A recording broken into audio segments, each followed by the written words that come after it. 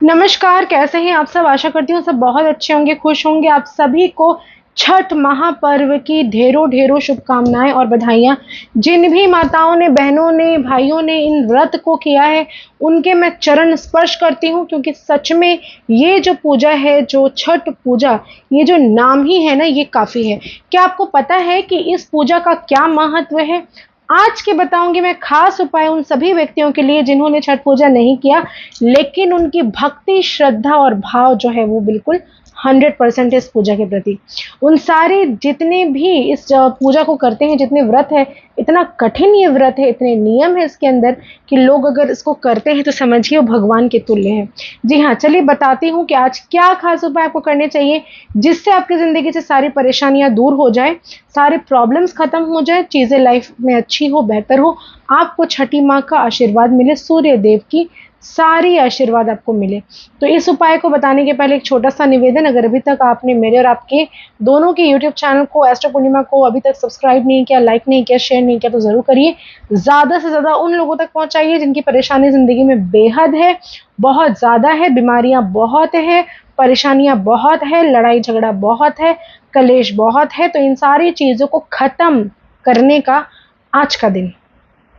मैं जानती हूँ कई सारे लोग ऐसे हैं जो विश्वास नहीं करते, लेकिन मैं आज मैं उनसे भी कहूँगी कि थोड़ा-सा समय निकालिए खुद के लिए। 5 मिनट का ये उपाय है, इसको करके ज़िंदगी को अच्छा बनाइए, परेशानियों को लाइफ से दूर करिए।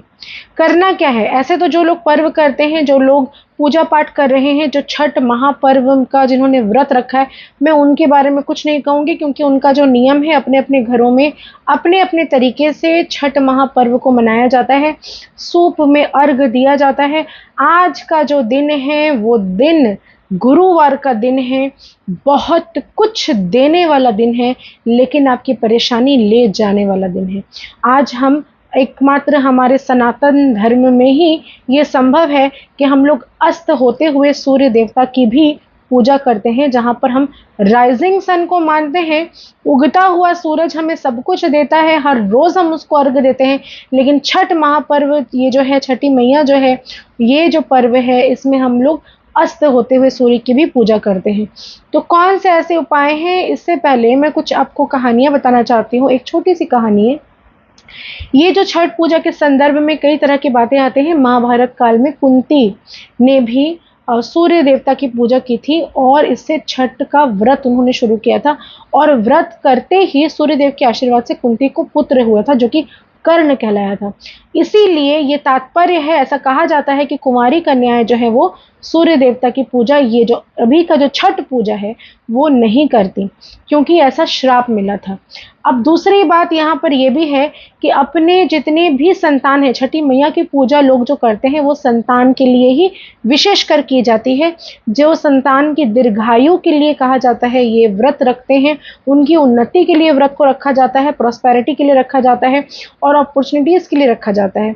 आरोग्य का वरदान देते हैं सूर्य देव, तो इसीलिए अपने आरोग्य के लिए, अपने परिवार के आरोग्य के लिए, ताकि कोई बीमार ना पड़े, इसके लिए भी छठ की पूजा की जाती है।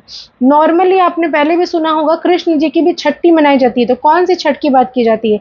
यही जो छठ मैया है, किसी भी माँ जो कि माँ बनती है जब भी कोई औरत, तो छठी का जो पूजा है वो किया जाता है बच्चों का। यही छठी मैया है जिनकी उपासना पूजा हम करते हैं, और ये बहुत युगों युगों से चलता आ रहा है। तो कौन से ऐसे उपाय हैं, चलिए बताती हूँ। ये तो आप समझ लीजिए एक बार कि अस्त होता हुआ जो सूरज है वो हमारी नकारात्मकताओं को ले जाने वाला है, देने के लिए कल का दिन है। यानी कि कल जब सूर्य उदय होगा तो क्या करना है ये भी मैं आपको बताऊंगी, क्योंकि कल सुबह सुबह आपको ये काम करना है, और आज की वीडियो आप देखेंगे तो ये पूरा जानकारी आपको रहेगा कि आज क्या करना है और कल क्या करना है।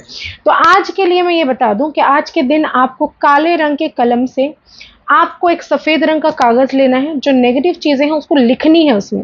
ये किस समय करेंगे? जब सूर्य अस्त होने का समय होगा।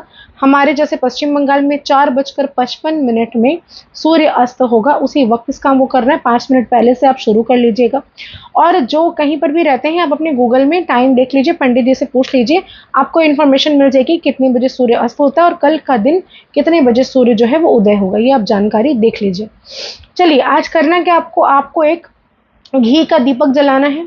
जलाकर आप ये कहाँ पर जलाएंगे? आपके छत पर, आपके बैल्कनी पर, कहीं पर भी जो खुला स्थान है जहां से सूर्य को अस्त होते हुए आप देख पाए। अगर मान लीजिए कई कई जगहों पर ऐसा है कि आप सूर्य को अस्त होते हुए नहीं देख पा रहे हैं, आपकी वो व्यवस्था नहीं, तो कोई दिक्कत नहीं, किसी भी खिड़की के सामने चले जाइए। घर पे डोर तो, विंडो तो होगा, कुछ तो है, या घर के बाहर चले जाइए। एक सफेद कागज लेकर काले रंग के पेन से उसमें लिखिए, मेरी हारी बीमारी इस सूर्यास्त के साथ खत्म होगी, हो जा रही है, ठीक है, हो जा रही है। मेरी सारी परेशानियां दूर हो रही हैं, मेरे साथ अमुक व्यक्ति की लड़ाइयां खत्म हो रही है, मेरे सारे प्रॉब्लम्स, जितनी परेशानियां हैं, जितनी असुविधाएं हैं, वो सारी खत्म हो रही है, मेरे अंदर की नकारात्मकता खत्म हो रही है, मेरी जिंदगी में आए हुए कष्ट, बाधा सब खत्म हो रहे हैं। ये सारी चीजें, नेगेटिव जो चीजें हैं, वो आपको लिखनी है। लिख कर जो दीपक आपने घी का जलाया है, आपको उसको, उस पेपर को जला देना है। जला देने के बाद यूनिवर्स में उस राख को फू मारकर ब्लो कर दीजिए। ऐसा करने से आपकी नकारात्मकता, जितनी भी समस्या, जटिल से जटिल, जितना भी कष्ट, आपकी हारी, आपकी बीमारी, सब सूर्यास्त के साथ खत्म हो जाएगा। यकीन नहीं आता? करके देखिए। दूसरा आपको बताऊंगी मैं कल के बारे में। कल जब सूर्य उदय होगा तो ऐसा क्या करें, क्या खास करें कि आपके जीवन में हर प्रकार से अपॉर्चुनिटीज आए, प्रॉस्पेरिटी आए, लाइफ में पैसों की बरकत हो, जिंदगी में सुकून मिले, शांति मिले, और आपकी बीमारियां दूर रहें, परेशानी आपके घर से दूर रहें, दुर्घटनाएं आपकी जिंदगी से दूर रहें। कल के दिन अगर आप, जो व्रती महिलाएं हैं, मैं उनके बारे में नहीं कह रही हूँ, जो लोग व्रत नहीं कर रहे हैं, मैं उनके बारे में कह रही हूँ। अगर आप गंगा जी जा सकते हैं, किसी पवित्र नदी में जा सकते हैं, तो स्नान आदि करके आप सूर्य को अर्घ अपने हाथों से देंगे। लाल एक कोई भी फूल ले लेंगे, थोड़ा सा कुमकुम ले लेंगे, हाथों में जल लेकर, इस तरह से आपको याद रखना है, सूर्य को जब हम जल देते हैं तो सर के ऊपर आपको अपने हाथों को इस तरह से रखना होता है और फिर आपको जल देना होता है।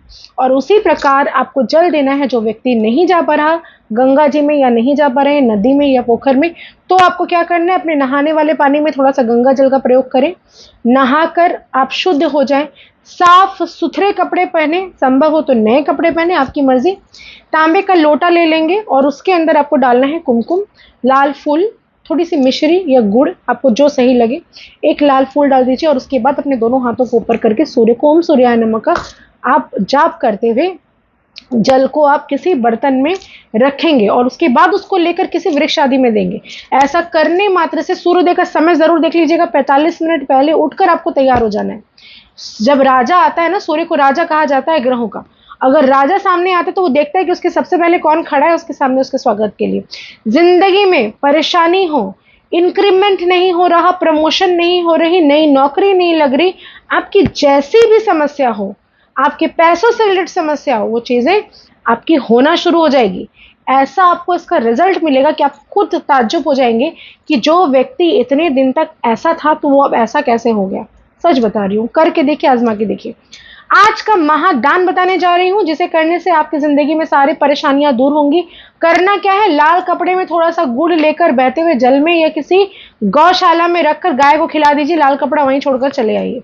दूसरा उपाय, तांबे का सिक्का अपने ऊपर से 7 टाइम्स एंटी क्लॉकवाइज घुमाएंगे, जल प्रवाह कर देंगे। आज भी कर सकते हैं, कल भी कर सकते हैं, आपकी मर्जी।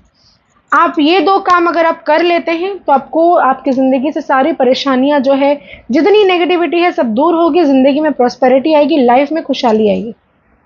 आशा करती हूँ मेरे वीडियोस पसंद आ रहे होंगे। ज़्यादा से ज़्यादा लाइक करिए, शेयर करिए, कमेंट में जय माता दी लिखना बिल्कुल ना भूले। बहुत बहुत धन्यवाद और आभार आप सभी का।